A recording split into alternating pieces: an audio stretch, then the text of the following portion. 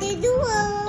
Ni digunakan secara tradisional untuk melegakan sakit tekak, selsema dan batuk. Korang boleh baca guys.